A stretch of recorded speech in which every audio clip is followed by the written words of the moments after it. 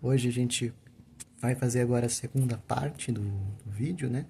Tinha ficado um pouco comprido, então aqui estamos no dia seguinte para comentar a respeito do tema que eu coloquei no último vídeo, que, se não me engano, o título ficou A Cruz, o Amor e o Arrependimento, ou A Cruz, o Amor e o Pecado, alguma coisa assim. De conferir, e o tema não tem nada a ver. É o perdão, o amor e o pecado em nós. Que é o comentário de 1 Coríntios 13, capítulo 13, de versículo de 4 a 7. Bem, hoje nós vamos continuar então falando, comentando a respeito deste versículo, né? Que é o versículo que fala sobre o amor. Então, eu queria novamente ler, né? Esse versículo, para a gente ficar mais contextualizado. Para ler, né, o versículo, eu vou lendo na nova versão do dia de hoje, que diz assim: Quem ama é paciente e bondoso. Quem ama não é ciumento, nem orgulhoso, nem vaidoso. Quem ama não é grosseiro nem egoísta.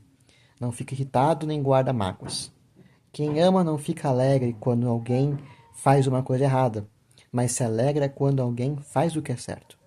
Quem ama nunca desiste, porém suporta tudo com fé, esperança e paciência. O amor é eterno. Existem mensagens espirituais. Podem, porém elas durarão pouco. Existem dons de fala em línguas estranhas, mas acabará logo. Existem conhecimento, mas também terminará. Essa parte das línguas estranhas é um pouco complicado, né? A gente acaba pegando os continuistas, né? E os cesaracionistas, se não me engano, é o que se pronuncia, aqueles que acham que os dons já cessaram, né? Eu não vou entrar nesse mérito de continuismo ou de dons que cessaram, né? Mas o fato é que eu acabei lendo um versículo a mais, né? Que eu li do 4 a 8, né? O que eu tinha colocado no vídeo era 4 a 7. Mas enfim, o dom do amor é o mais importante, é isso que o versículo quer dizer. Depois vai ser falado, né? Ainda que eu falasse a língua dos homens, né, e dos anjos, sem amor, eu nada seria, né? E isso é uma coisa que a igreja devia se preocupar bastante, né? A igreja que se preocupa mais em falar em línguas do que em ser caridoso, em ser amoroso com o próximo.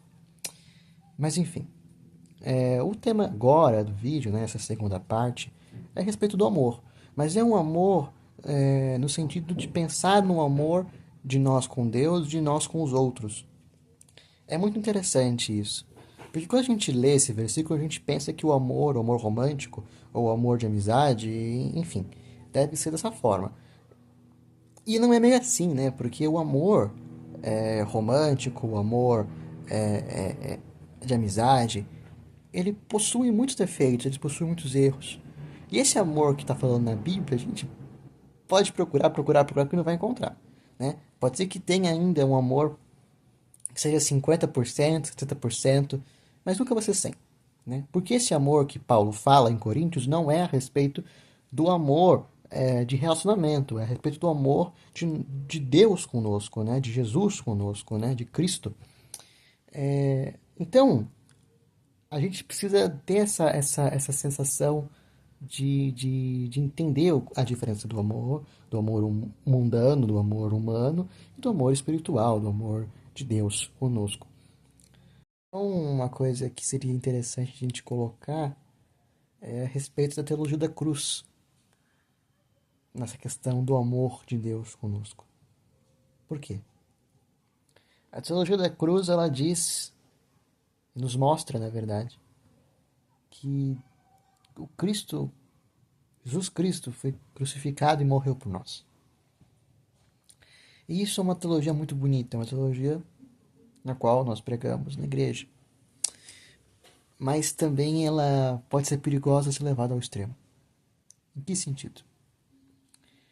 No sentido de a gente se tornar soberbo, de pensar assim, caramba, Deus já pagou todos os pecados, né? Cristo já pagou todos os pecados, eu não preciso fazer mais nada.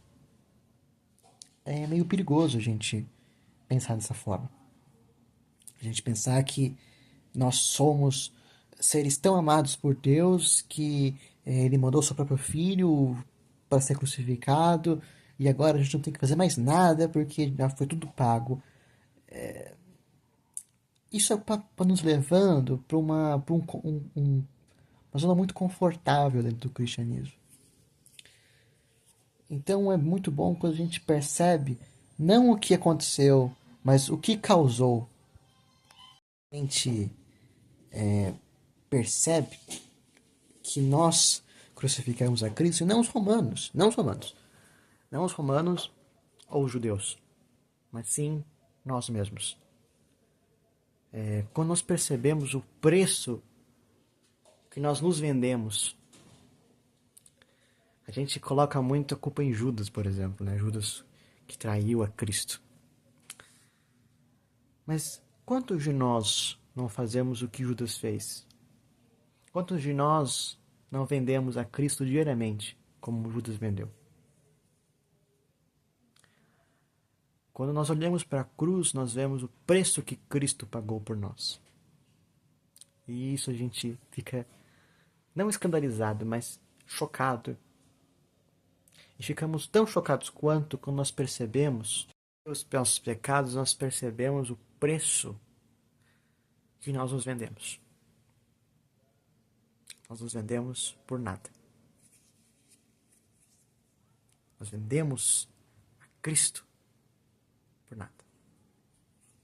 Por 30 moedas de ouro.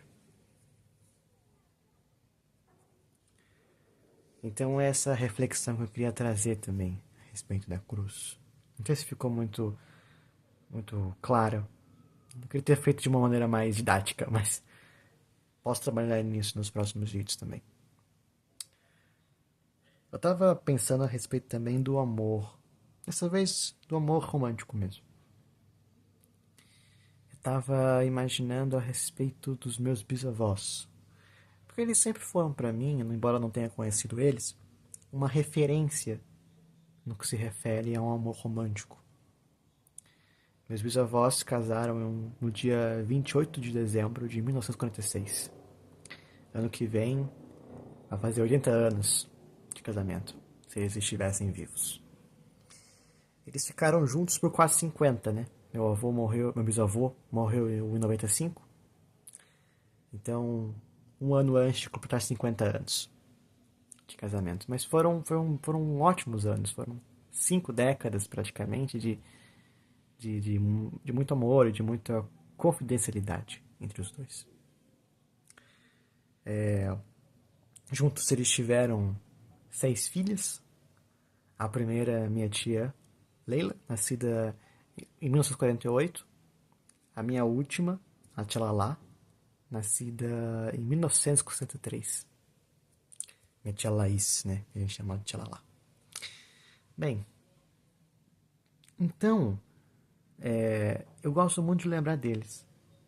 Porque eu fico imaginando como que é difícil um casal se manter naquela época, né? 46 que eles se casaram. E viveram juntos até 95. Nesse tempo, a traição era muito normal entre os casais, né? Dos homens, na verdade, né? Os homens traíam suas esposas. E meu bisavô ia na contramão, né? Ele se manteve fiel sempre. E minha bisavó, ao que tudo dizem, ao que dizem, né, a respeito dela, é que ela era uma mulher muito boa no sentido de coração, no sentido de caráter, mas não era uma mulher assim fenomenal de beleza. Mesmo assim, meu bisavô, que esse sim era muito bonito, um italiano alto, com os olhos verdes, né, uma boa aparência, ele nunca quis, né, encontrar um outro rabo de saia, né, como se diz por aí, nunca traiu, né. Isso foi uma coisa que foi oposta ao pai dele, né, o meu tataravô. Esse sim que ele era muito mulherengo. Mas assim, então por isso que eu olho sempre pro meu bisavô quando eu vou me imaginar em um relacionamento, quando eu vou me imaginar em uma relação mesmo, a dois e a longo prazo. Porque eu acho que o mais importante não é a questão da aparência da pessoa, mas do coração dela. E o coração precisa ser um coração bonito. Mas eu acho que, da mesma forma como minha bisavó e meu bisavô não eram perfeitos em questão de estética, também não eram perfeitos em questão de coração. Eu acho que muitas vezes, não uma, não duas, até porque ele era uma pessoa muito metódica e ela também, para a época dela, era muito, né, feminista, muito avançada para a época dela. Eles devem ter tido muitos embates ao longo do relacionamento deles, né? Então você imagina um homem metódico, mais conservador, uma mulher mais, embora não progressista, mas uma mulher mais liberal no sentido para a época que ela vivia, juntos em um relacionamento. Meu bisavô era muito certinho. Minha bisavó ela gostava de conhecer o mundo, né? De viajar, de conhecer novas culturas. Eu acho que não foi totalmente fácil o relacionamento deles, mas pelo contrário, foi bastante difícil de ter sido. Pela questão das diferenças entre os dois. E acho que esses embates eles podem ter sim acontecido. E devem ter acontecido, porque são 5 décadas juntos. Você imagina 5 décadas com uma pessoa, você nunca vai brigar com ela, você nunca vai ofendê-la, você nunca vai ficar com ódio dela. Mas ambos sempre tiveram um propósito juntos, que foi continuar juntos, que foi lutar pelo relacionamento deles, lutar pelo casamento deles, lutar e evoluir juntos.